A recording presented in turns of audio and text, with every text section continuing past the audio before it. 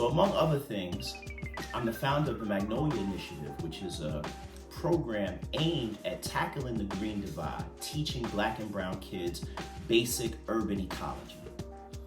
I get a call last year from a friend of mine. He says he wants me to take a meeting at PS81 with the principal about teaching urban ecology in the school. I go meet with the principal, and she's an amazing woman. She cares, and that's what you want to see from principals in the Department of Education. Her name is LaTrace Finney. Awesome, dedicated, passionate. With the school closure, Principal Finney has had to shift from running a brick and mortar school to running a virtual school, and it's very difficult.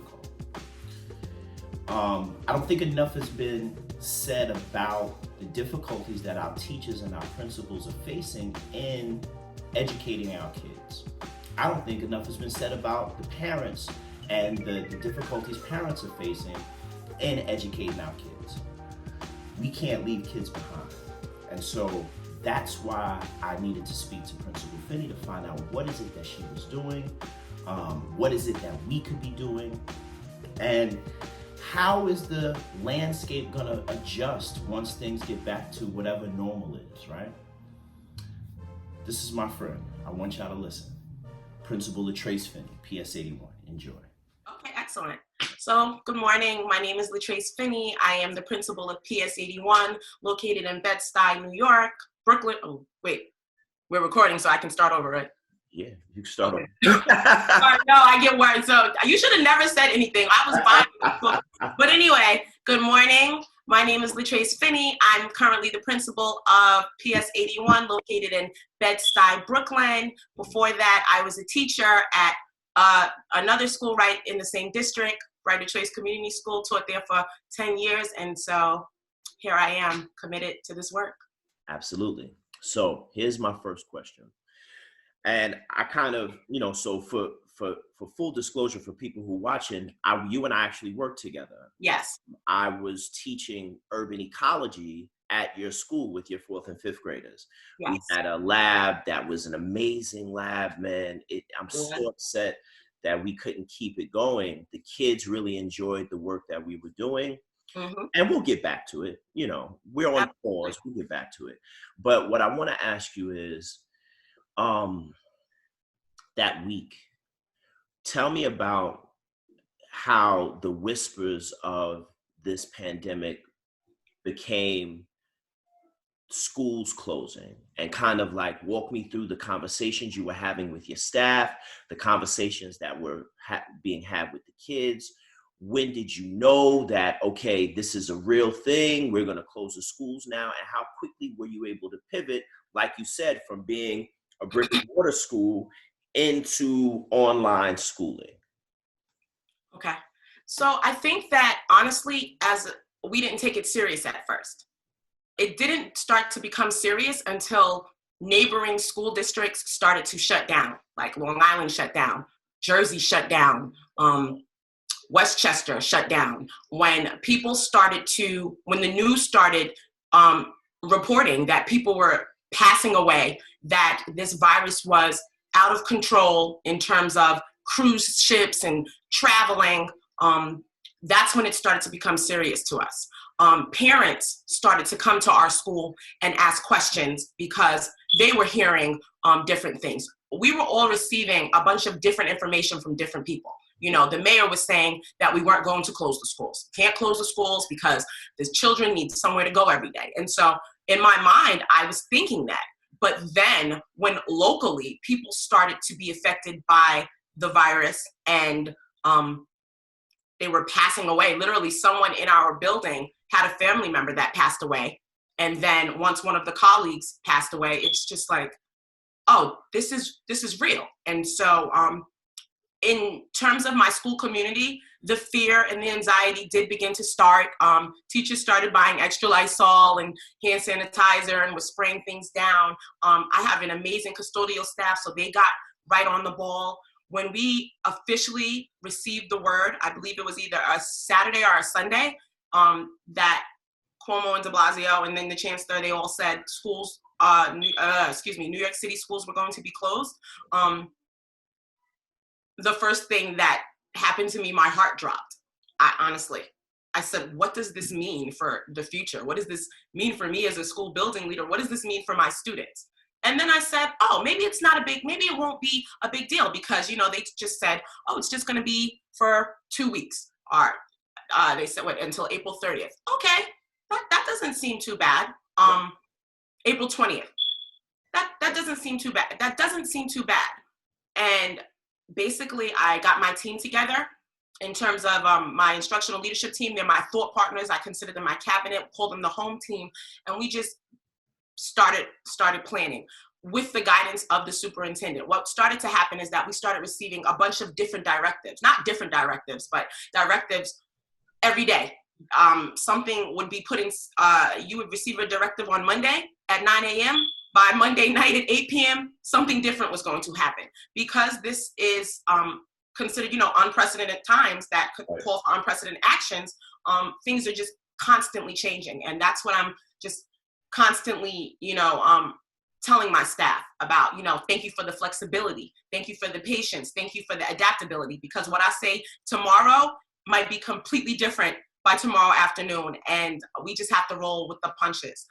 In terms of the preparation, because we didn't think that this was going to be for the entire year, we put together packets. But in terms of the instructional resources, that whole setup started to become a little bit chaotic, because there was anxiety about, we got to let parents in the building. We have to, like, the fear of the health, of the safety, like, oh no, like, this isn't safe. You know, we're going to have people coming in here, but everybody, you know, grabbed masks, put gloves on, got to work and really started hustling. Teachers literally packed up their classrooms to go home with, sent them home with so many extra materials.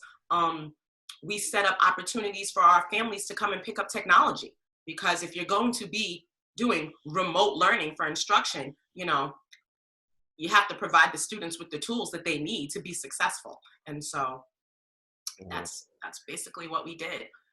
Really trying to make sure that what I'm really working on now is trying to make sure we keep that sense of community together.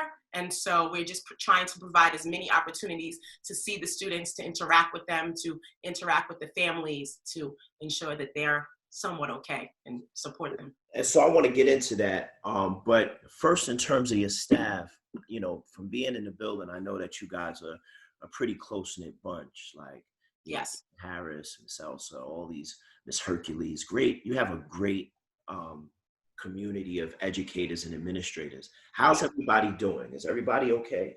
So that's why I told you I'm doing the weekly check-ins. I'm checking in with them weekly just to, you know, have a call. I'm not calling you as your supervisor. What's up? How are you? What you doing? I laughed the other night with Miss Isaacs. I'm asking her what she does, and she's like, oh, I'm just watching my African movies. I'm like, okay, cool. Which one is your favorite one? I watch them when I go get my hair braided. Just really trying to connect with them. I honestly can say I feel like this has made us closer as a staff. We do a weekly check-in on Monday mornings, and then we do our version of a virtual happy hour on Friday. It's not really happy hour. That's just what we call it. We're happy because it's 2 o'clock and the weekend's about to begin. And anytime we see each other, we just make an opportunity to have our videos on so we can see each other's faces. I see people always like talking about, last night we were on FaceTime, you know, different groups on FaceTime talking to each other. We're sending text messages to each other. I'm actually looking forward to getting back together, because I feel like this is definitely gonna this definitely has shifted our culture in the direction that I wanted to go anyway. And we are just going to be so united and just so close. That's awesome. Yeah. So now, how do you see these kids? How often do you actually see them? Is it through Zoom? You know, how do they react to seeing their principal? So what I did my first week, I wasn't on. I was sending them messages through Google Classroom. That's the platform that we use for our instruction. We also have Microsoft Teams, which is what New York City Department of Education uses. We no longer use Zoom. And so the second week is when I started on Monday mornings. taking a video of myself and, saying, good morning, I miss you, how are you doing? But then I said, no, I want to be more interactive. I would go into the teachers' classrooms and watch their lessons, but it just still didn't feel that way. And so my guidance counselor, who's amazing, Miss Harvell, shout out to her, we piloted our first community circle. I wanted to do a community circle for the entire school, which is something that we do in the building, but just the logistics, it wasn't going to work. So we had our first community circle on Friday with 5th grade. And I'm going to tell you, Marlon, I got emotional. Yeah. Seeing them, it was just emotional. Before we did community circle, I did a pajama party with each grade, and that was fun, being interactive and them just seeing Miss Finney is human just like us. She's not in principal mode. She's in her pajamas and playing with her son. They saw that, so we had that connection. But the community circle is just really what provides the platform for the students to say how they're feeling. They were so excited to see their friends because, we're on Google Classroom and we're in Hangout. And so you can see everybody's face when everybody's talking and they're typing stuff in the chat. They're telling me that they're ordering Domino's pizza on Friday or saying that they miss us. And now what we're doing is every week we're doing a community circle for every grade. We're calling it a town hall. I've also been working with the teachers to to provide parent engagement activities. So my next parent meeting is on Tuesday, Talk About It Tuesday with Principal Finney. And it's just basically an informal opportunity for parents to just tell me, how you doing? What's going on? How's remote learning working for you? Do you have any questions? How are you feeling? It's not my agenda, it's their agenda. I'm going in their direction. I just want to hear how you're feeling. So, yeah. Now, I know you're a hard worker. But I also understand like the design of a workday is different now.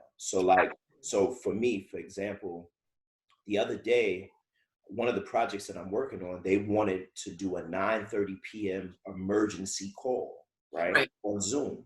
So I got on the Zoom call, but I gave myself a 1-hour time limit. And after that hour, I excused myself off of the Zoom. And the reason why I did that is because I need to teach people that I'm working with that there are boundaries to working from home.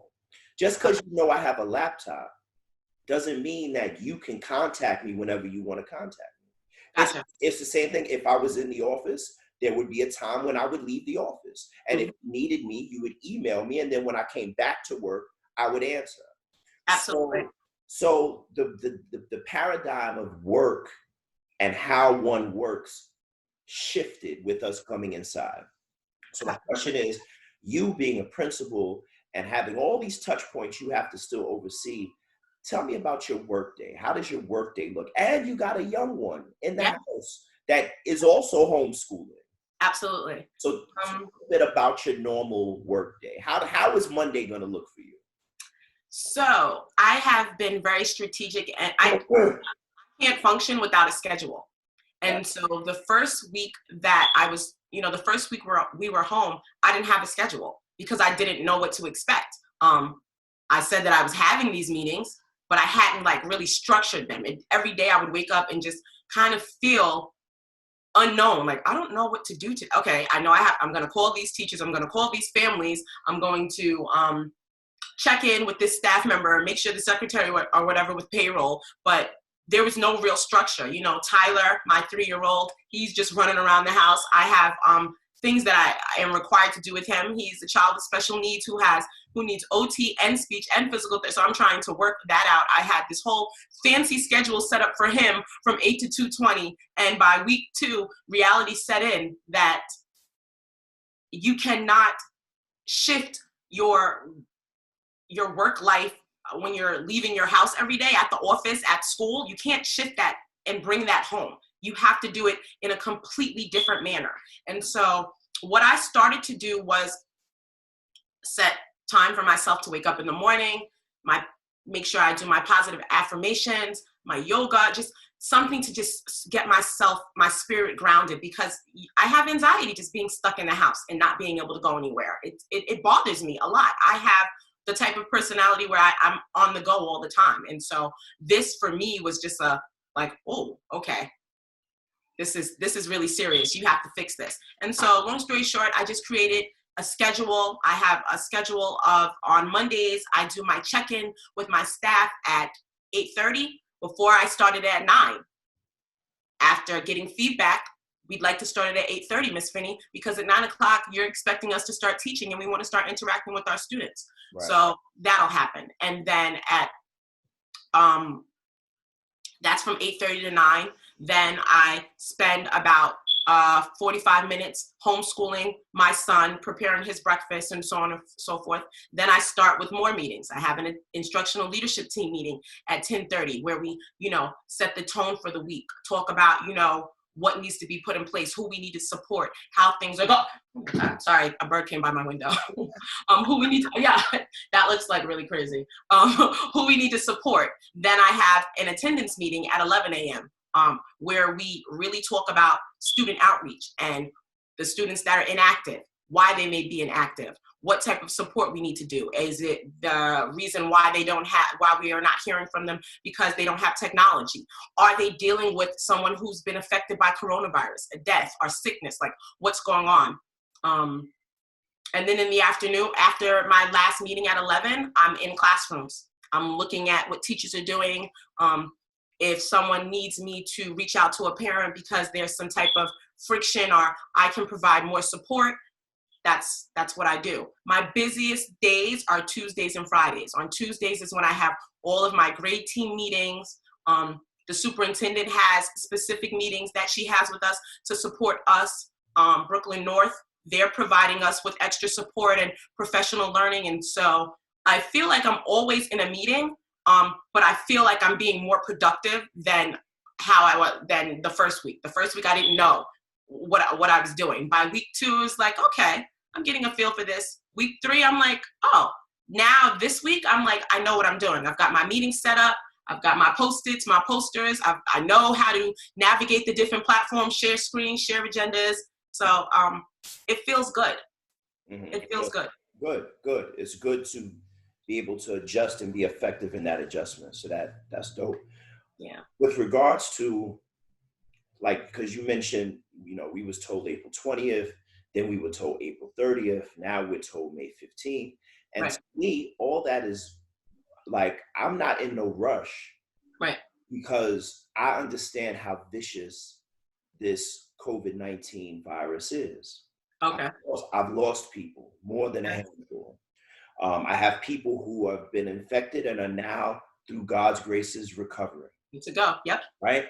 But I know that, excuse me, I know that this is a very serious virus. So and I say that to say, I'm not sure when the end is. Like, I don't know when we're actually going to be able to come back outside without quarantine rules. Absolutely. But what I do know is that we need to be prepared at that point. Absolutely. It's June or September or December. And so just, again, because you're a leader of a school,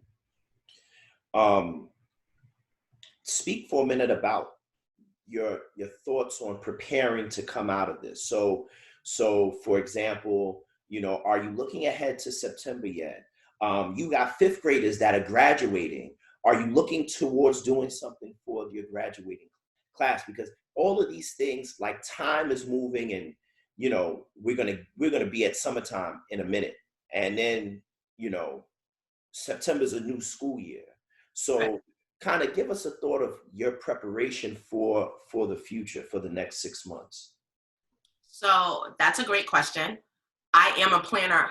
That's me. That's who I've always been. And I have plans in my mind, but I don't know if they're going to come to fruition. And I'm slowly learning that this big fancy plan that I have so many things planned. Remember, I don't know if I was explaining to somebody how I want the first day of school to be, where there's nothing but people from the community shaking my baby's hands as they're coming in, welcoming them.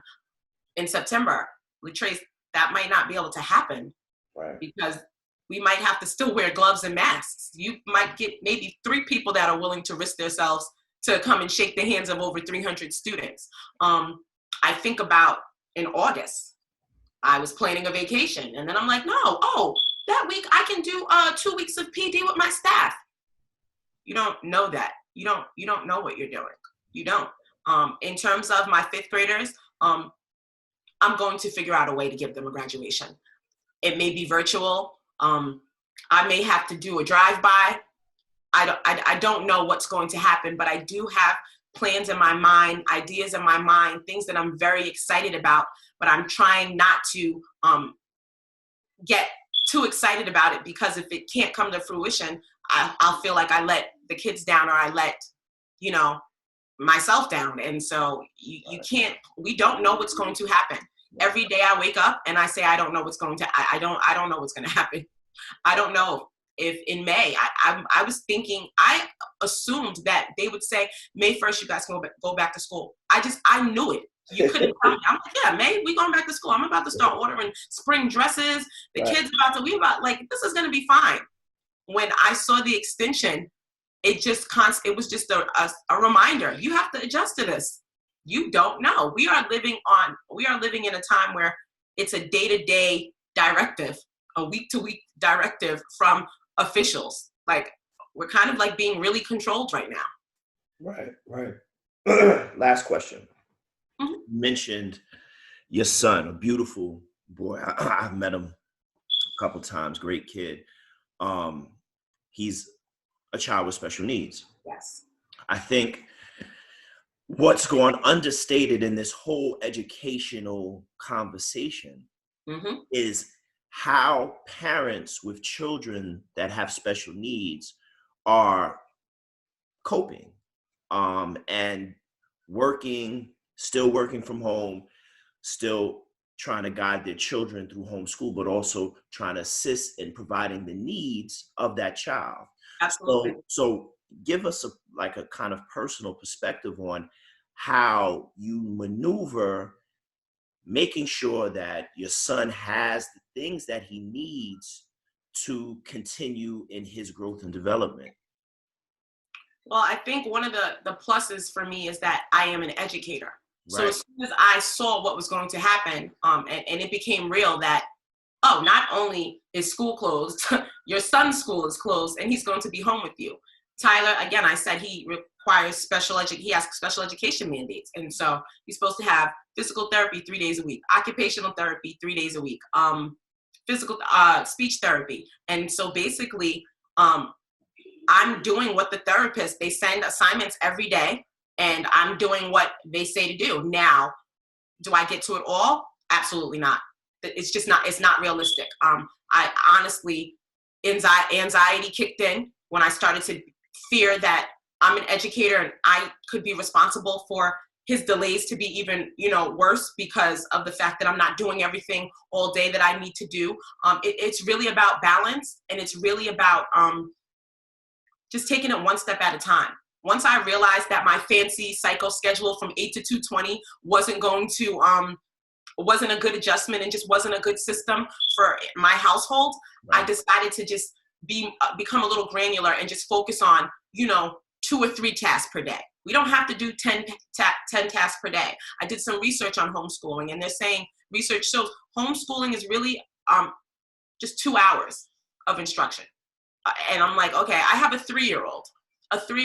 All of the activities we do for him last 15 minutes or less. And so I feel like as long as I hit the major goals that he needs in terms of his therapy and in terms of his instruction, I feel good. I set up his room like a classroom. We have our morning meeting every day where we go through all of the days of the week, the weather outside. I'm really trying to work with him also on just different skills like potty training and so on. And I just had to take a moment and be grateful, honestly, because a couple of weeks ago when this first happened, I was very stressed out. I was having anxiety. I cried a couple of times to his dad, like, I don't know what I'm doing. I got to run to school. I can't lose my job, but I got to make sure Tyler does everything. And so my godmother, Miss Sahara, she said, Finney, be grateful that you're home with him.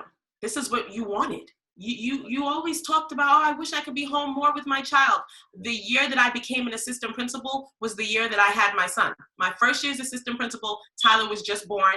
just received the diagnosis of, what was going on with him. It was a lot. And so I wanted to be able to be home. And now that I have this opportunity, I'm learning how to take advantage of it and really just create a balance between work and being a parent. When you talked about the 9:30 cutoff, I don't want to say that I have a cutoff, but there is a time when I just say, this is my son's time. That's it. This is family time. That's it. We are cooking dinner. We are playing a game. If the email is that important, I'll get to it. And that's that. Right. Listen, it's been a great conversation. I think I wanted to interview you because I think you're one of our community's best kept secrets, right? Because here you are, the principal of a school, a new principal, dealing with taking over a school and steering it in the right direction. And in the last year, in the time that I've seen you, you doing all the right things. And so, I think that you should be commended for that. And it's one of those things where people that are doing good things, you have to support people that are doing good things. And you know how I feel. I think you're doing good things. And we're tough, and tough people last. Tough times don't. So we'll get through this. And when they tell us we can resume our work, we will resume our work. Absolutely. Thank you. Principal Finney, I'm so happy that we had this conversation. Thank you. Stay safe. Did you make those pancakes? Yes, I did. He already ate them. Blueberry pancakes. I don't play with my baby.